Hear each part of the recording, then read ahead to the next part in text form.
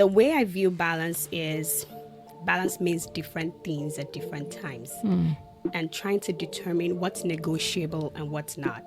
Recognizing that my time with my son is limited, and trying to see how I can maximize that, but also realizing that being a professional, doing my job is such a huge part of who I am as a person.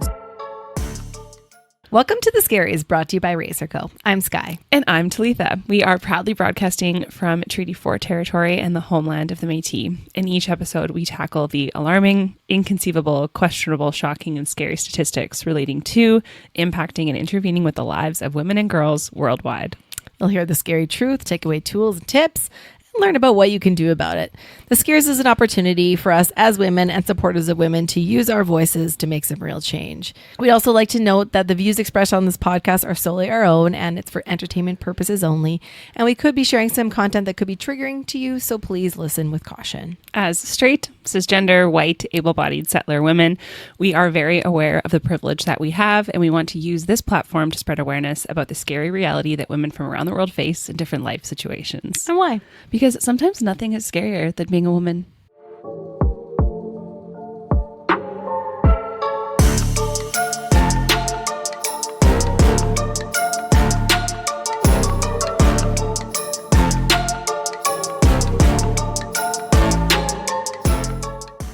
Hello, Scaries community. Hello.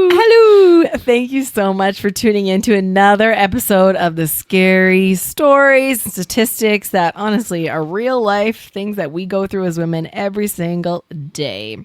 Mm-hmm. And you know, in the last couple of episodes, we've kind of had this common thread being motherhood, and we're continuing on with that thread with today's topic. And this one is even more near and dear, or too well to our hearts.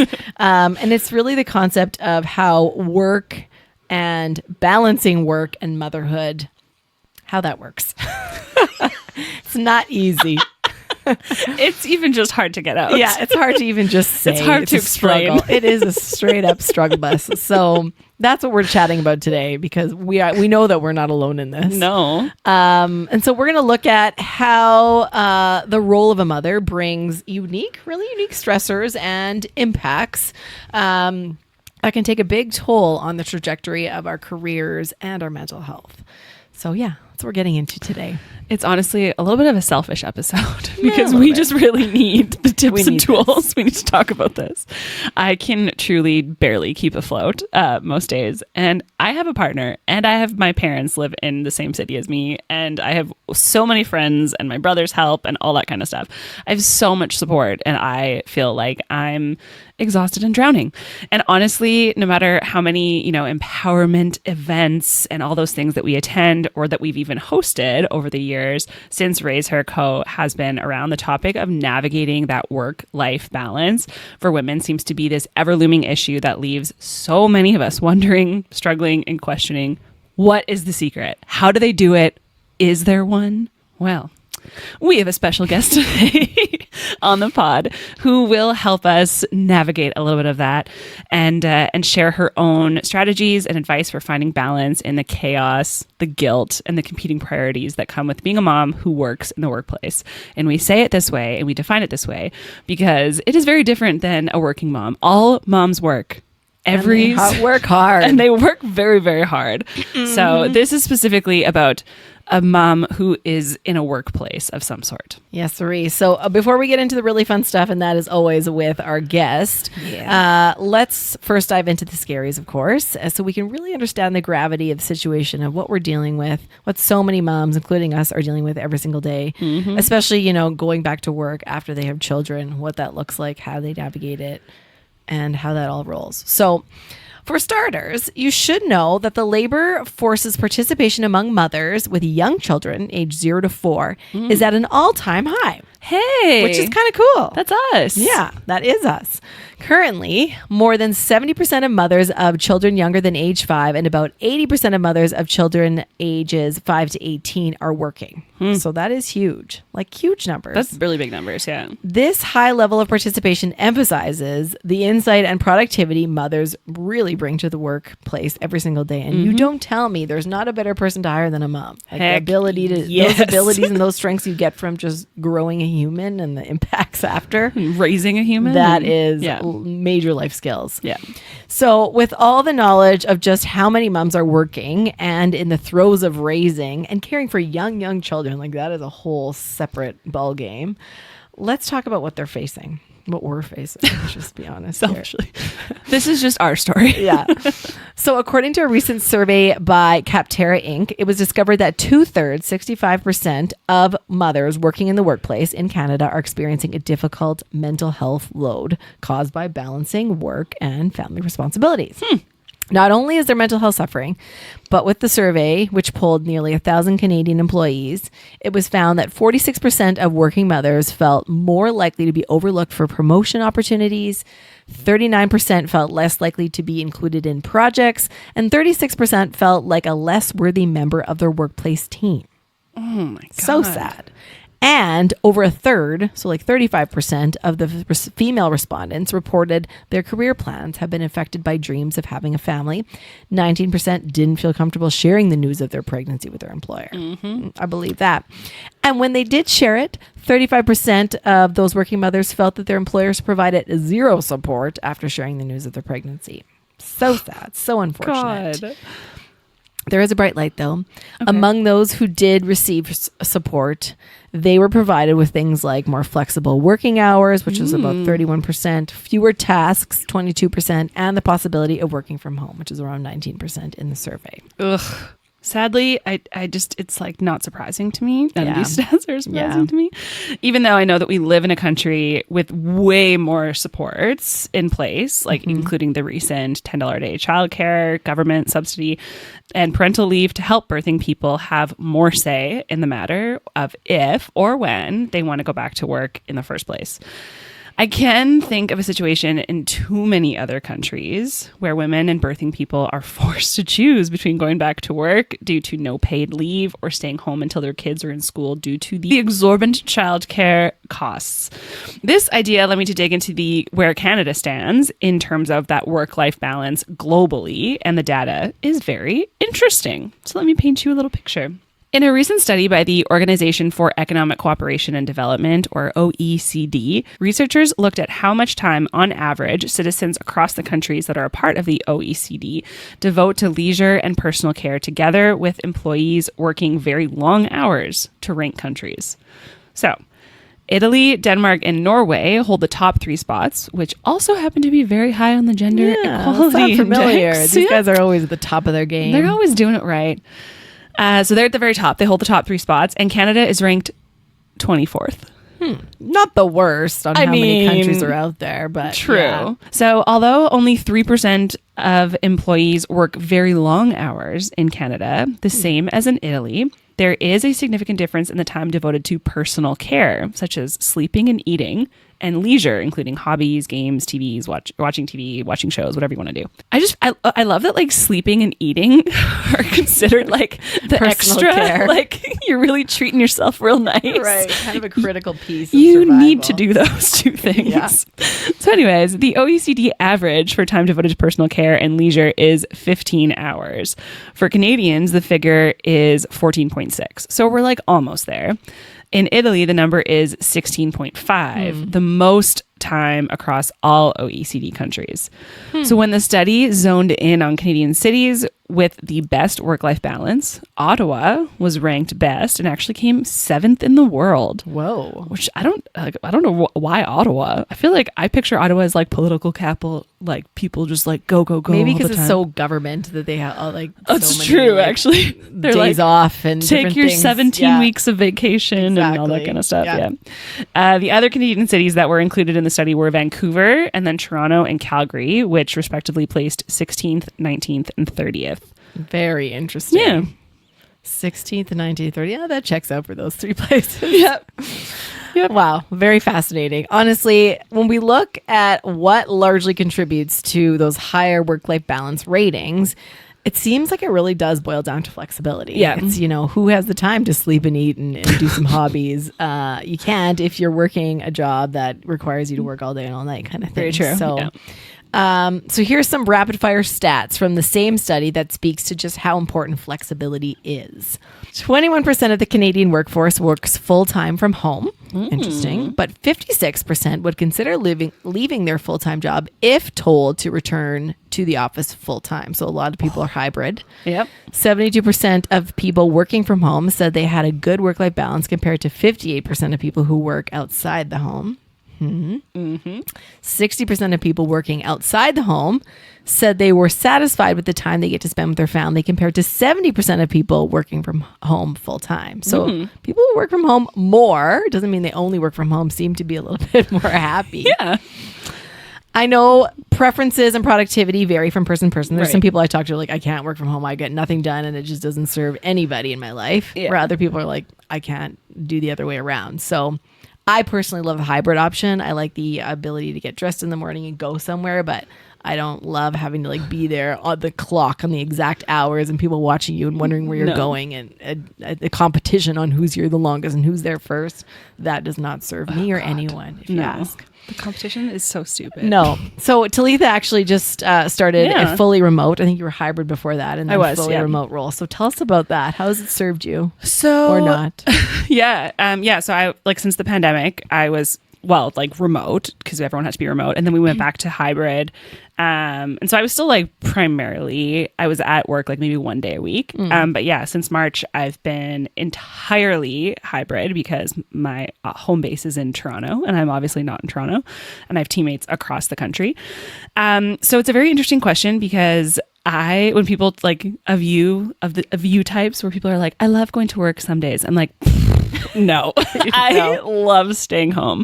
But I think it's because one of the reasons why is I do a lot of writing and data analysis and that type of thing. And so when I get interrupted, and I used to get interrupted all of the time at my office, it would drive me bonkers. It takes me probably, again, this undiagnosed ADHD.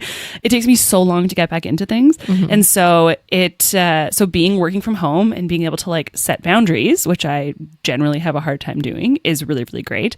I also really like that I can go make a coffee and change the laundry in 5 minutes and feel productive. I feel like the flip side of that though is that then there's this pressure to be you need to be so hyper productive and why didn't you do 7 loads of laundry today? And not that my partner would ever say anything, but I feel sometimes there's this thing of the laundry is still just sitting there. And I'm well, I had meetings all day because I know I wear sweatpants, but I still work a full-time job. I still am working all the time. Yeah. So it's definitely harder in that regard. And then I think also just switching back and forth between the work mode and home mode can be difficult because it's not you leave the office and then you're done. I mean, I'm very privileged that I have an office space to work in. Yes, I think that's huge. Yeah. Then you can almost feel this is where I am right now. I'm not put up a sign, no one's going to bug you. Whereas for me, I'm in the middle of my kitchen. You're at the kitchen table. Yeah. So I can at least close the door at the end of the day. However, we do all of our raise her stuff in this office as well. So then I come back and I'm oh, I should maybe just check this email real quick or do this thing. And so that becomes hard. But overall, I would say it's absolutely incredible for me, that flexibility of being able to go pick up my son if he's sick or take him to an appointment or anything. I mean, my employer is also extremely wonderful and really supports me and supports me as a parent. And just they really get it in that way. So yeah, I mean, again, works for me. But again, it is 1000% the flexibility that is incredible. I think I feel this idea of flexibility really started coming out after COVID. Totally. You didn't really consider this before COVID. No. And then it just kind of changed the game for the good, if you ask me. Yeah, I think so too. It's now the thing that people ask for. What are your benefits? What is your work situation? Can you work from home? Can you not? What's the issue? So very interesting. Yeah. And thank you for sharing, because I think that's always interesting to hear. Oh, yeah, of course. So how we work continues to evolve post-pandemic, like we said, but there's still no denying that there is a continued desire for work-life balance, as always, especially for women, given the heightened pressures we just tend to have at home. Whether we put them on ourselves or society puts it on them, we've got them. And they just tend to fall more on mothers, those home responsibilities. In fact, according to Radstad's latest Work Monitor survey, almost all respondents, and they were involved men and women, think flexibility is important to both their current job and future employment. However, it seems that women are still not getting the level of flexibility that they need. This is where the interesting pieces come in. So the study uncovered that 47% of females agreed that they have flexibility in choosing both where and how much they work, compared to 57% of males. So still more males are having that flexibility. 55% of women say they control when they work, compared to 67% of men. So again, that 10% in discrepancy, it seems. In addition, a significant number of women still view being able to work from home as a non-negotiable. Yeah. Which is interesting. And I think it goes to, you think about the different sectors that, the working sectors that women are more in, nursing, teaching, those types of things where you're not working from home. Like there isn't an option. I mean, maybe in some ways, but not much. So it's hard. You know, there's some professions that it is difficult, but I still don't. This is not okay for there to be that big of a discrepancy, if you ask me. No, I completely agree. And I actually just read another study published like just this last Tuesday that suggests flexibility of working from home is the most coveted aspect that women look for, even above salary. Ooh, I believe it. Yeah. It's absolutely wild. Salary, like people want to work at home. So 42% of women surveyed said that they would give up a higher salary if it meant that they could work from home as much as they like. This is a 10% higher than the number of men who said the same. So it's like that difference of 10%. Yeah. When looking specifically at parents of those with children under the age of 15, about 2/3 of mothers said that they want to spend most of their work days at home, while 51% of dads said the same. As well, more than half, at about 54% of working adults surveyed, believe that pandemic caused positive changes in the amount of free time they have, and 42% of these respondents said it had a positive influence on the relationship between work and their mental health. And I see it. I think also like all of a sudden I saw so many workplaces, like especially my workplace at the time, was like have all of a sudden such a focus on mental health. They're like, how are you actually doing? And like that was never a question that was asked before. For sure. So and then I think it just became on people's minds. Another recent nationwide Gallup survey of employees with children revealed that women are 3 times more likely than men to say that they are the default responder to unexpected childcare issues in their family. 66% among women employees versus 22% among men employees. How does that compare in your life? You know, we're pretty good. We're pretty equal. You? Yeah. Oh, I'm 100%. You were the one? Yeah. No, we're pretty good at which, I mean, thank God. Yeah. I feel like in the past, it was actually not more equal, and it was more my husband being home with them more than I was, because I was in so many meetings like constantly. And I was at a team of like 8 that like it just felt harder to get away. Yeah. Whereas now I'm a little bit more flexible, independent. So then this study went on to say that women with children are also twice as likely as men with children to report having had 3 or more days in the past month where they were unable to perform their usual work responsibilities. So again, impacted from children being home or whatever it may be. Totally. Yeah. Honestly, that main thread that I keep on hearing is that like we don't just need this, like want this flexibility, and it's not just a nice to have. I don't think it should just be this carrot that places dangle. Like this is a need for women, for especially for moms who have so many other things going on and so many expectations, so many pressures, so many roles. This is a need to survive and thrive as a human.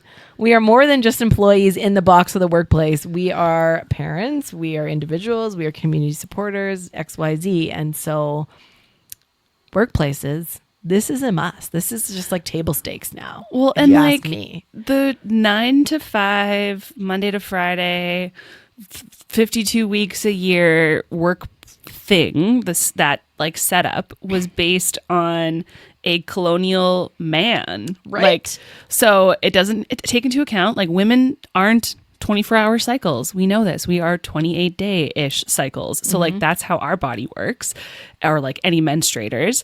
And also just like that colonial perspective of like, if you're not like, if you like an indigenous way of knowing and being is significantly different. They look at work significantly different. Yep. Or like if you're from Eritrea or wherever. So like, it's just so much different. And so why do we have to like fit into this box of being a parent or not? But like, why do we have to fit into this box of these exact hours of a 15-minute coffee break and end at 4:47? Like, come on. And honestly, like think about the school day. It has never changed. It starts at 8, maybe it's 7:30. I don't know what school day is. My kids aren't in school yet, but ends at 3:30. I'm pretty sure. What person is off by 3:30? Not many. Yeah. And so again, just considering women are just supposed to stay at home and pick up the kids, and the dad can enjoy work until 5. Exactly. That is not serving anybody. No. So we haven't changed the systems and the society and all the other pieces to support the needs of moms being in the workplace. So why should the women have to bear the brunt of all those challenges? Exactly. Like, let's work with these people. Let's start to shift the systems here. You fit in the round peg into a square hole. Totally. And I mean, I'm getting a little heated here. So let's bring in our community champion and our amazing guest to hear about how she does it all, because I tell you, she's got a lot on her plate, and I'm sure flexibility is it's a thing that's hard to come by. So let's bring her in. So let's welcome Wura. Welcome. Thank you. Thank you for being here. Thank you for joining us. Let me tell you a little story about Wura. Wura Dasylva is a corporate commercial lawyer in the Regina office of Miller Thompson LLP. Her practice focuses on mergers and acquisitions, corporate reorganizations, corporate governance, banking, and finance. So just very light topics. Wura obtained her bachelor's degree in law from the University of Ibadan in Nigeria in 2013 and a master's degree in law from the University of Manitoba in 2017. She was called to the Nigerian bar in 2014 and the Saskatchewan bar in 2018. In January of 2023, Wura was then admitted to the partnership of Miller Thompson, a very casual, huge escalation in your career. So with all of that, she does have a little bit of spare time. And in that spare time, she is an avid volunteer in her community. She is currently a member of the Regina and District Chamber of Commerce, where she acts as the vice chair of the board and chairs the governance committee of the board. Wura is a 2023 finalist of the Saskatchewan Silver Spades Young Professionals Award. The award recognizes young professionals in Saskatchewan, aged 35 or under, who demonstrate professionalism, including integrity, vision, drive, and perseverance. Above all, Wura is a mom to a 7-year-old who she is utterly grateful for. Thank you for being here. Thank you so much for having me.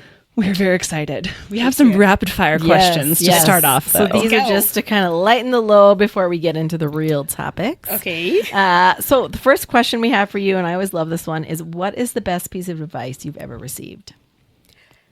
Time is a gift. Ooh. Yeah, and I think that's very packed. On one hand, it's about living right now in the moment and enjoying the moment and being grateful for every second and every minute that you're alive. On the other hand is recognizing that things would happen with time and to be patient, but not allow that patience to make you laid back. So it's a little bit of a balancing act. 6 years ago, or in 2015 when I moved to Canada, I had no idea I would accomplish the things I've accomplished in less than 10 years, but here I am. So time is a gift, and I'm very excited about what's in the future. So time is a gift. Live now, be present, but then also know that things would come. Good things would come. I feel like and so precious. To me, time is like the biggest currency there is your time, right? Yes. Like valuing your time at work with your kids, and all of those things are trade-offs. Your time, right? It's such a important piece in life. Yeah. Yes. Yeah. Someone said something which maybe this is too deep, but hopefully it's not too deep. The person said we're an embodiment of time. Our life, our lives were an embodiment of time. So think about somebody that's lived 100 years. Multiply that by the number of years and the number of months and weeks and days and, up until the very second of the day. And so put all of that together. What you spend your time doing, that's a part of your life. Right. So this is me sharing my life with you. Yeah. That's very true. The hour here is me sharing my life with you. I can take back that moment in my life. And so if we think about that, sometimes it makes us appreciate time in a different way, because we're like, really, am I really thinking about the things that matter? Am I focusing on the things that matter? Am I loving what I'm doing? Am I spending my time, my life in the right way? Like if you substitute time and life, sometimes it gives a different perspective. That is so interesting. I immediately got a picture of, your bank account where it like gives you the pie of like where your money goes to. Yeah. It'd be so cool to think of that into essence of time and like where your time, and you get it on your phone, like how much screen time and those things. But like if you split up, let's say 100 years of your life, and you could get a diagram of where your time went, would you do things differently? And how much time did you spend watching TV? Right. Or where you could have done something meaningful. So Yeah. very interesting. Or even just like doing things you don't want to do, Yeah. which comes with like boundaries too. If you're like, yeah, sure, I'll do that thing. And then you look back and you're like, I didn't have fun. I didn't do anything I wanted to do. Yeah. Was that a waste of my life? Yes. Well, yeah, I think a lot of Of people, my time, but if you think about time being and life being an embodiment of time, Yeah. was that a waste of part of my life? Oh God, where you were hitting me I know, right in the yeah, it's very chest. profound. First question. Holy, it's going to be a good one, guys. Okay, second question. If you could grant one gift to all women, what would that be? Intangible gift, which is absolutely super invaluable. Like I can even quantify that. It would be the value of how precious you are, self-worth, self-confidence. Like if I could give that gift or help every woman realize just how precious you are. Like I don't know how to articulate that. Like just how important and precious you are. Like I think the world would be a much better place. I think people would be happier. I think people would focus on what makes them happy. So that's an intangible gift that if I could, like if I had some superpowers and could give that gift, it would be just to know how you're enough and perfect and amazing and beautiful, and not spend time worrying about things that do not matter. If I can give a tangible gift, it would be a book. It's The Outlier by Malcolm Gladwell. Yeah, it's a good one. I'm reading that currently on an audio. Are you? Yeah, it's a good one. I was like, I have it on my bookshelf Yeah, somewhere is it here. there somewhere? Yeah, I just don't know where it is. Might be on a different it's one. very interesting. It is interesting, and the perspectives that book offers, it's mind blowing. It's about opportunities and success and generational opportunities, right? When you think about certain people, you're like, oh, that person is lucky. Well, it's a combination of factors, including the time they're born in. Yeah. Like, can you The believe month, that? The yeah. month. Yeah. Anyway, it's such a profound one. I really like it. And maybe that's a book for that a working professional would enjoy. Maybe not every woman. But I think there's some value there. Like if you're a parent, even if you're not a professional, if you're a business person, like I think there could be something to learn from the book. I think the part that was most shocking to me and at the same time painful, I don't know if you've read that chapter about plane crashes and how communication can impact whether there's a plane crash or not a plane crash because of how people communicate, the tone. Like an American pilot is likely to cuss and swear if there's an emergency, and a pilot from another with another background is super polite, and there's a particular transcript from like the black box. Yeah. And I read that and I think I had a tear in my eye because I'm like, okay, this person, this pilot has how many souls on board, is about to is in trouble, and is still super polite up until the last second, and even ended that call with thank you. And I'm like, wow, we need to just understand that there is a time to be aggressive. Yeah, there is a time. You're allowed to be mean sometimes. Right. Yeah. Anyway, it's such a great book. I really did enjoy reading it. Very interesting. It's such a good book. Yes, definitely recommend. Amazing. A great answers to that one. Okay, last question on this section. What is your scary? What keeps you up at night? Oh, that's a tough one. And I think it circles back to my comment on time. Am I fulfilling my potential? Am I maximizing my life? Am I where I should be?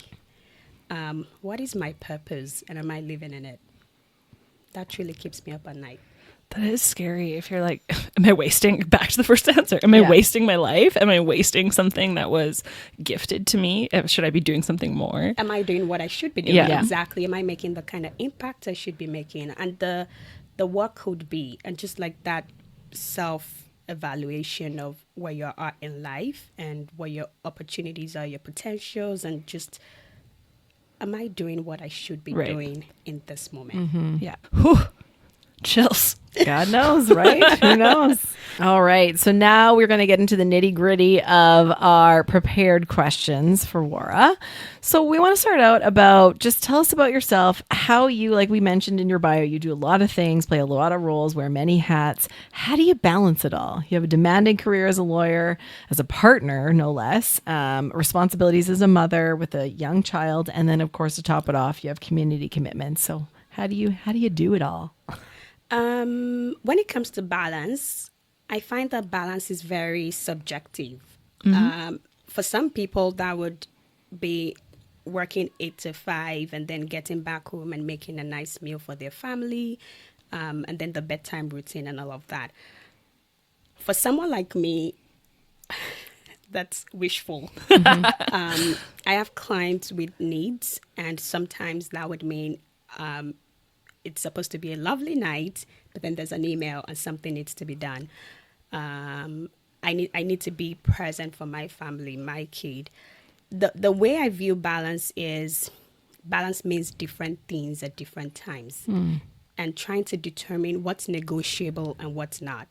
Recognizing that my time with my son is limited, and trying to see how I can maximize that, but also realizing that being a professional, doing my job is such a huge part of who I am as a person. So not losing one thing not losing that part of my identity, my work, because I'm a mother, and not losing my identity as a mother because of my job.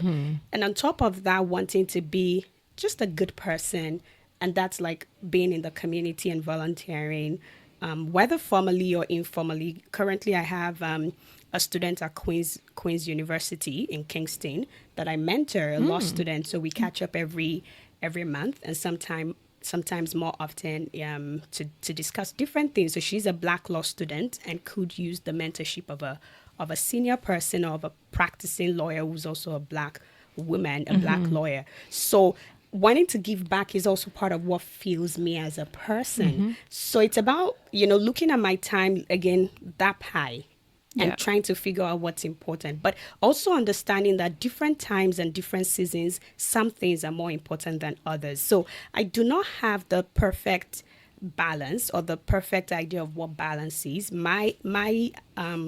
The way I view balance is, what do I need to do at this point in time? And just like looking at things from a piecemeal fashion. So today, it was important for me to be here.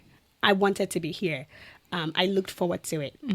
But on my drive out, my son started to cry. You're going out again. And so I parked in the driveway, ran back, gave him a huge hug, put my car in the car, and then hoped that nobody realized that I was out of the car and got into the car and left with the car. And then gave him a hug and then told him about the trip to Saskatoon tomorrow and how he's going to have so much fun on the trip because I have a presentation at the U of S on Thursday. I'm speaking at a symposium on Thursday. And so trying to just so the 5 minutes of running back into the house to give him a hug, that was precious. So again, when it comes to balancing all of these things, I take one day at a time. I have a global picture of what my week and what my month and even overall what my year should look like, the kind of event I want to be a part of, the volunteering activities. But taking each day at a time, what needs to be done today? What do I need to tackle today? And then if I can incorporate other things that I do love into that, excellent. Otherwise, but we will talk about self-care and prioritizing self, I think, shortly.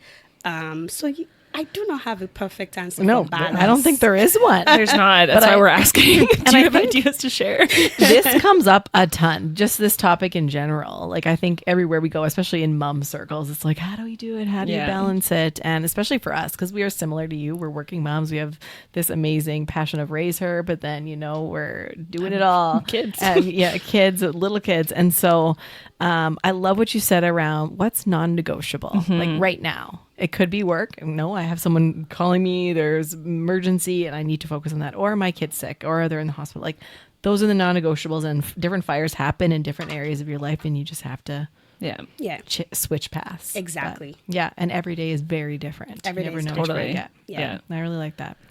So talking about your negotiables and non-negotiables and all of that, do you have a specific strategy or routine that helps you maintain the work-life balance? And I say balance, obviously those things balance in different ways, different days, even as we just said, amidst your various roles. Is there like a specific thing that you're like, every morning I wake up and do this? Or do you have like a tool or a tip or like anything that we should know about? So naturally, I'm not an organized person. Okay.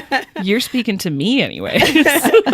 But then adulthood happened to me. And so I guess adulthood happens to all of us. And we realize that, well, now we're thrown into this and we have to figure it out. Yeah. So I had to learn to stay organized. I have client work and a minimum of 50 emails in a day, minimum, on some days more. So how do I make sure I'm not missing a deadline? How do I make sure that I can still attend my personal medical appointment or my son's medical appointment or my son's activities in some place? So this is as basic as it gets. Calendar. Having color coding my calendar. Green, red, yellow, the one that's work, the one that's personal. I don't know how people manage several calendars. I have just one, and that's the work calendar. And I put my personal stuff in there as well. And I have codes such that if somebody were to look at my calendar, they do not know exactly what that means. Right. And so, because it's easier for me to use one calendar as opposed to using personal calendar on my personal phone, a separate one on my work phone, I'm going to get into like conflict in that way. So as basic as that is, having a calendar really helps me a lot, and using that calendar helps me. I also have like a to-do list every morning. What's important, what do I need to do?